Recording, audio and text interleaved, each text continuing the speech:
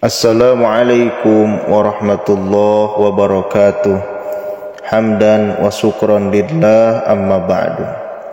Ikhwani fillah, sahabat channel Sidangur TV yang saya cinta, yang saya banggakan, semoga Allah subhanahu wa ta'ala selalu memberikan kesehatan kepada kita semua, baik jasmani dan rohani. Dan semoga Allah subhanahu wa ta'ala selalu memudahkan urusan-urusan kita, baik urusan duniawi ataupun urusan ukhrawi. Dan semoga yang mempunyai hutang piutang, Allah subhanahu wa ta'ala segera melunaskan hutang-hutangnya. Ikhwani fillah yang dirahmati Allah subhanahu wa ta'ala, semoga kita selalu dijadikan oleh Allah subhanahu wa ta'ala hamba yang selalu bertakwa, selalu istiqamah di dalam amal agama.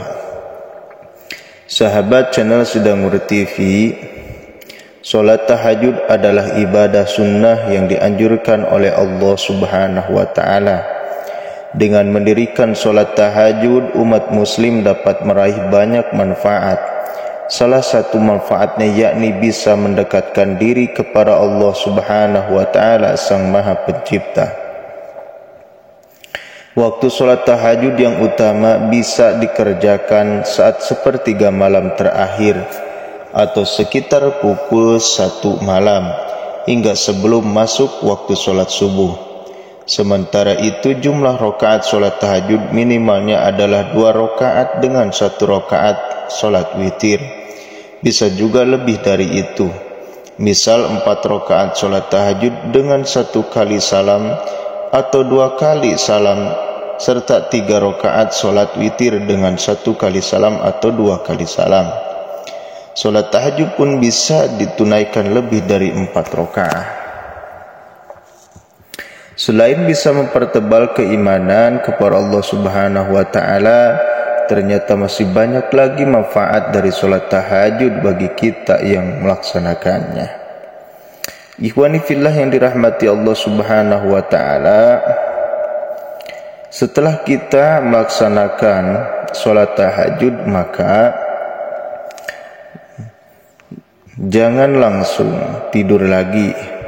Akan tetapi kita bisa atau harus merutinkan zikir setelah tahajud ini. Ketika kita setelah tahajud, maka kita berzikir dulu. Setelah berzikir kemudian berdoa dengan doa-doa masing-masing, doa kebaikan, meminta kebaikan kepada Allah subhanahu wa ta'ala. Maka di sini Al-Fakir akan membagikan kepada sahabat channel Sidangur TV, yakni amalan zikir setelah tahajud. Yang pertama, istighfar, memohon ampun kepada Allah subhanahu wa ta'ala. Kita kembali, kita tobat kepada Allah subhanahu wa ta'ala atas dosa-dosa yang telah kita perbuat. Bismillahirrahmanirrahim. Astaghfirullahal azim alladzi la ilaha illa huwal hayyul qayyum wa atubu ilaih. Satu kali lagi. Astaghfirullahal azim alladzi la ilaha illa huwal hayyul qayyum wa atubu ilaih. Boleh diulang lagi. Astaghfirullahal azim alladzi la ilaha illa huwal hayyul qayyum wa atubu ilaih. Ya, boleh pemirsa di rumah yang sedang melihat video ini, ya, diulang-ulang istighfar yang tadi supaya hafal. Sebanyak berapa kali? Sebanyak 3 kali saja. 3 kali saja. Setelah membaca istighfar, maka yang kedua, beristighfar atau memohonkan ampun untuk kedua orang tua kita. Bacaannya Astaghfirullahal azim li abi wa ummi. Dan ini sangat pendek, pasti sahabat Sidangur TV akan bisa hafal atau menghafalnya. Astaghfirullahal azim li abi wa ummi. Saya ulangi lagi, astaghfirullahal azim li abi wa ummi. Jadi istighfar ini untuk kedua orang tua kita, bapak kita, ibu kita, baik masih ada, maksudnya belum meninggal dunia ataupun setelah meninggal dunia, kita istighfarkan atau memohon ampun untuk kedua orang tua kita. Mungkin semasa hidupnya ada khilaf, ada salah, berbuat dosa, berbuat maksiat. Semoga dengan asbab doa anak, istighfar atau memohon ampunnya anak kepada Allah Subhanahu wa taala atas dosa ibu bapa kita semua, Allah Subhanahu wa taala akan mengampuninya. Dibacakan sebanyak 33 kali. Astaghfirullahaladzim li abi wa ummi, astaghfirullahaladzim li abi wa ummi. Kemudian yang ketiga adalah membaca surat Al-Ikhlas sebanyak 3 kali. Kenapa harus 3 kali? Karena 3 kali, 1 kali itu sudah membandingkan sepertiga Al-Quran. Satu surat Al-Ikhlas kalau dibaca 1 kali saja maka sudah membandingi sepertiga Al-Quran. Berarti kalau dibaca 3 kali maka sudah membandingi 1 Al-Quran. Jadi membaca 3 kali Al-Ikhlas sama dengan membaca 1 khataman Al-Quran dari juz pertama sampai juz terakhir, juz 30.